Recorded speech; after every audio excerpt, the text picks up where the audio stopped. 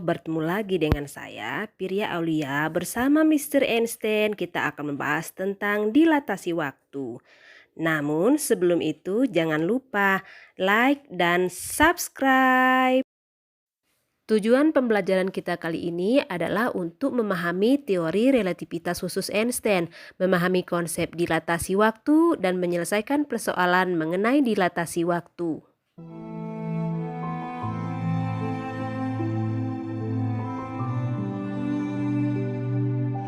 Apa yang dikatakan matematika padamu, Aini? Tanya Bu Guru Desi. Kata matematika, waktu telah berusia 40 miliar tahun, Bu. Selama itulah waktu tangguh berkelana di jagat raya, memberi ruang bagi setiap gerakan, memberi kesempatan pada setiap harapan, menarik batas bagi setiap kehidupan. Waktu memberi pemahaman, kebingungan, kegembiraan, dan penyesalan. Waktu membangun, menumbuhkan, membinasakan, meninggalkan jejak pada setiap sendi kemanusiaan dan kebudayaan. Waktu menantang pertempuran yang tak akan pernah kita menangkan, karena waktu adalah hukum pertama kehidupan. Waktu menyelinapkan diri pada nokta T kecil dalam matematika dan fisika, dan T kecil itu bisa mengubah peradaban. Apa sebenarnya waktu itu? Apakah jarum jam yang terus berputar, ulang tahun yang terus dirayakan, atau perhitungan masa dulu, kini, dan nanti? Ahli fisika bisa membuat definisi waktu menjadi lebih rumit. Intinya, waktu adalah uang, bukan. Waktu adalah relatif. Ilustrasi sederhananya begini. Kita punya 5 menit. 5 menit itu bisa terasa cepat atau bisa juga terasa lambat. Tergantung kamu gunakan untuk apa 5 menit itu. Jika kamu gunakan untuk hal yang menyenangkan, 5 menit terasa cepat. Tetapi sebaliknya, 5 menit akan terasa lambat. Inilah yang disebut dengan dilatasi waktu, yaitu melambatnya waktu sebagai akibat dari relativitas khusus Einstein. Menurut Einstein, apabila sebuah benda bergerak dengan kecepatan mendekati kecepatan cahaya, maka akan terjadi perlambatan waktu. Mengapa mendekati kecepatan cahaya? Karena kecepatan cahaya adalah batas absolut kecepatan informasi. Artinya, tidak ada yang lebih cepat dari cahaya. Andaikan kamu dapat bergerak dengan kecepatan mendekati kecepatan cahaya, maka dapat dipastikan mungkin kamu akan mengalami hal yang tidak diinginkan. Misalnya, saat kamu pamit dengan pacarmu untuk pergi sebentar cuma cari angin segar, tetapi keluar angkasa dengan menggunakan pesawat antariksa. Apakah waktu akan berjalan sama? Kita lihat, di tempatmu mungkin jam sudah menunjukkan pukul 2.30, akan tetapi di tempat pacarmu sudah menunjukkan pukul 5. Bagimu hanya sebulan, mungkin baginya berbulan-bulan. Saat kamu kembali, kamu akan mendapati dia mungkin sudah menikah atau memiliki anak, karena kamu tinggalkan terlalu lama.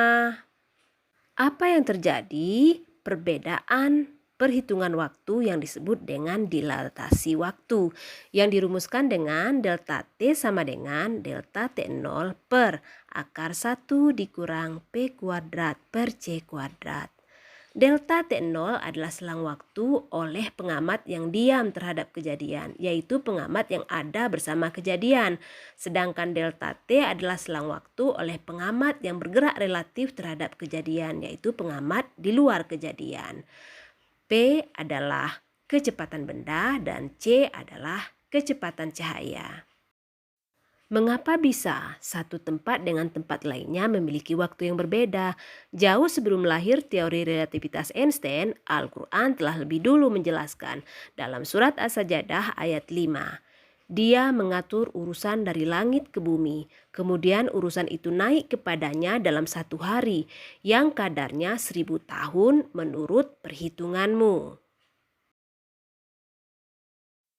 Ya, begitulah kebenarannya. Hal-hal yang tidak bisa dicerna logika bukan berarti tidak mungkin. Sama seperti hal-hal yang tidak terlihat mata bukan berarti tidak ada. Dilatasi waktu ini menyebabkan paradoks pada kisah anak kembar Abi dan Abu. Abi pergi ke luar angkasa dengan pesawat antariksa yang berkecepatan 0,6 C.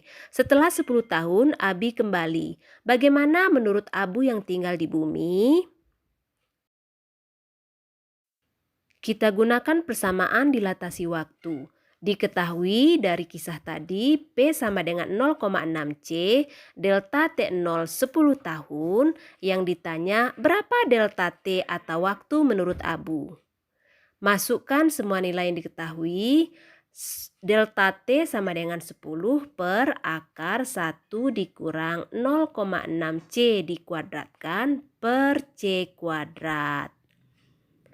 0,6 C dikuadratkan, kita dapatkan hasilnya 0,36 C kuadrat. C kuadratnya bisa habis, yang tinggal adalah 0,36. 1 dikurang 0,36 didapatkan 0,64 dan akar 0,64 adalah 0,8. 10 kita bagi 0,8. Kita dapatkan hasilnya 12,5 tahun. Inilah waktu yang dihitung Abu. Menurut Abi dia pergi 10 tahun, menurut Abu telah 12,5 tahun. Andaikan saat berpisah usia mereka 30 tahun, berapa usia saat bertemu kembali? Kita lihat, Abi berusia 30 ditambah 10 yaitu 40 tahun. Sementara Abu berusia 30 ditambah 12,5 sama dengan 42,5 tahun. Dengan kata lain dapat kita simpulkan Abi lebih muda dari Abu. Apa yang kita dapat dari pelajaran kali ini? Yang pertama, bertambah rasa keimanan kita terhadap Tuhan Yang Maha Esa. Yang kedua, bertambah kepercayaan kita terhadap ajaran agama. Yang ketiga, kita jadi tahu bahwa waktu bersifat relatif. Dan yang keempat, kita dapat menghitung dilatasi waktu berdasarkan teori relativitas Einstein dengan rumus delta T sama dengan delta T0 per akar 1 dikurang P kuadrat per C kuadrat. Terima kasih, sampai jumpa.